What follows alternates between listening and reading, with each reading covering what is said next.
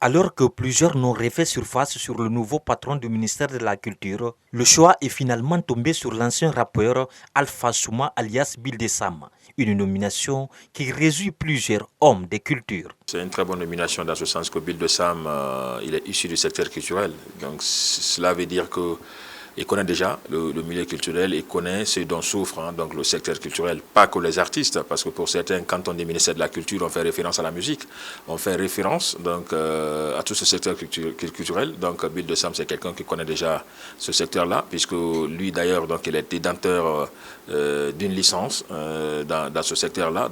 Pour Salim Soari, les acteurs culturels attendent des rénovations dans ce secteur avec l'arrivée l'un de leurs. Quand on parle de milieu culturel, il y a beaucoup de choses à faire.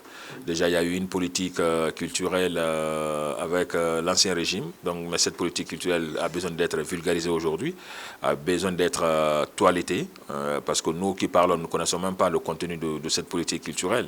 Et au-delà de cela, il faut essayer de doter le secteur culturel d'un cadre juridique qui pourra protéger les hommes de culture, qui pourra protéger les uns et les autres et qui pourra protéger le secteur culturel. Cet opérateur culturel fait des recommandations auprès du nouveau ministre de la Culture. La recommandation pour le nouveau ministre, il s'agira d'essayer de mettre en valeur les genres et traditions de la Guinée.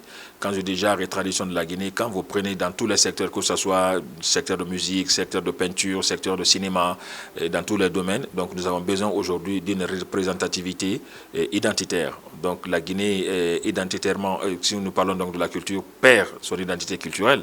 Donc il va falloir essayer de se battre pour redonner à la Guinée son identité culturelle sur tous les plans.